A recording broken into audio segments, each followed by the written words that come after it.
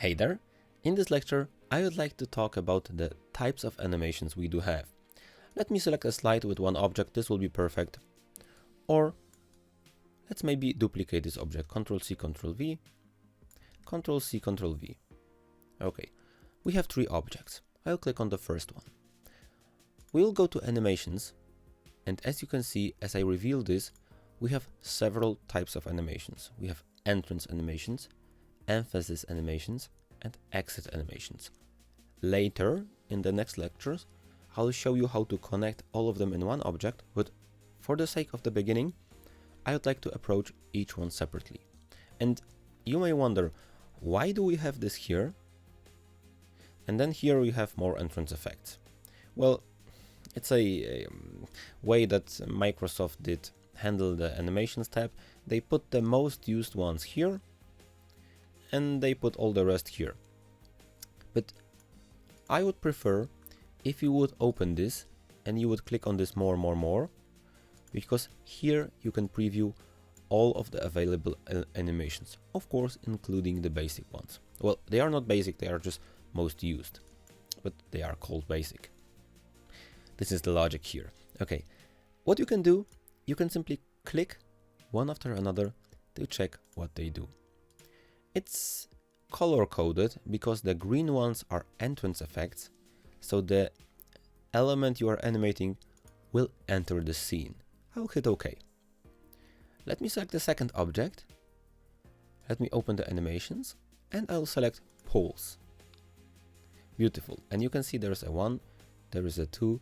This informs us that this will happen on the first mouse click, this will happen on the second mouse click, and let's go to the third one.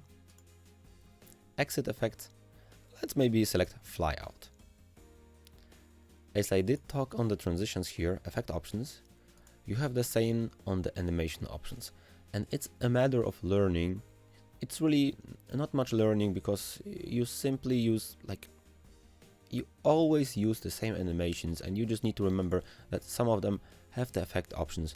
And let's maybe fly it out to the top. One more thing, I could even copy and paste it one more time, because the last we have motion pads. Motion pads are very interesting because we can make, for example, we have a plane and we would like to animate a plane across the scene.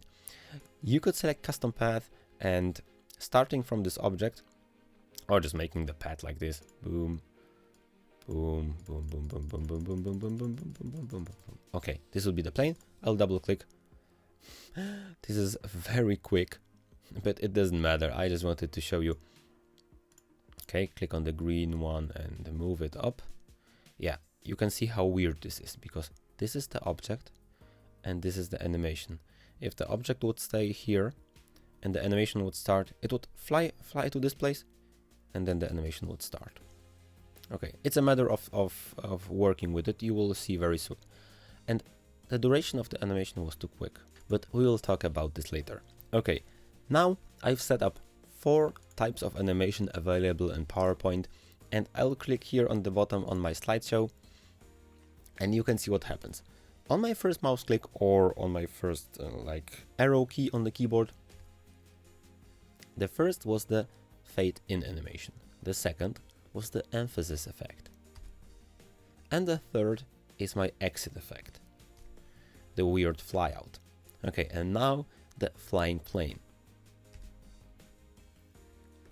So you can imagine if you would combine some animations, there could be pretty good results.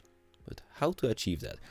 I would like you, for the sake of this lesson, to create 4 elements. Really, it doesn't matter which elements, just create 4 elements and try adding each type of animation to the object. On the Mac version of PowerPoint, I know it's a little bit different, and the older version of PowerPoint didn't have the animation pane, which we will talk about soon. But if you are working on an old version, just listen to what I say, and perhaps in the future versions, PowerPoint and Microsoft tries to make the Mac version and the Windows version as similar as possible. From what I know, they are trying to merge the entire engine to be finally one and the same, so we can raise some hopes for our future.